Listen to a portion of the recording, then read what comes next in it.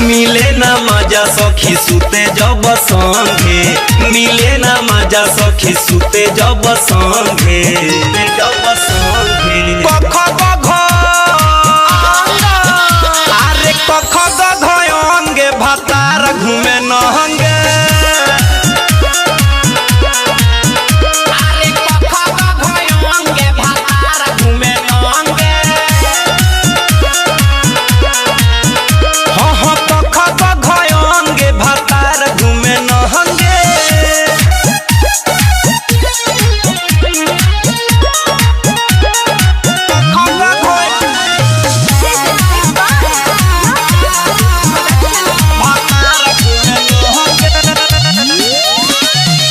जसे ना चढ़ेला छ से छुएला, जसे जवानी के ना पानी चुएला।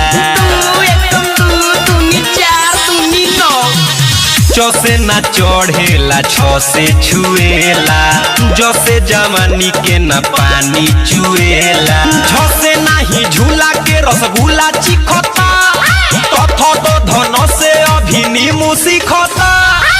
पसे पपीता छोड़ी पढ़ेला पतंगे, पसे पपीता छोड़ी पढ़ेला पतंगे, पढ़ेला पतंगे। अरे कख गघ हाय हाय कख गघ अंगे भातार घूमे नहंगे।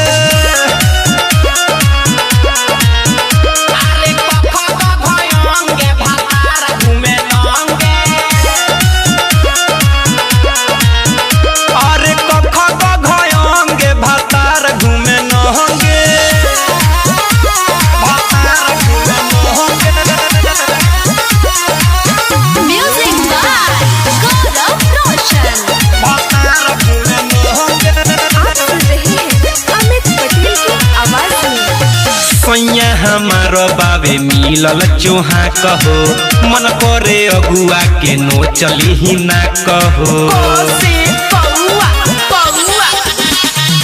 सैया हमार बाबे मिलल चोहा कहो, मन करे अगुआ के नो चली ही ना कहो।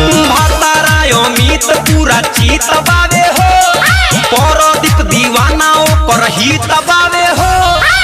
करेला काम सब सखी रे बेढंगे, करेला काम सब सखी रे बेढंगे, सखी रे बेढंगे। अरे कख गघ कख गघ अंगे भातार घूमे नहंगे।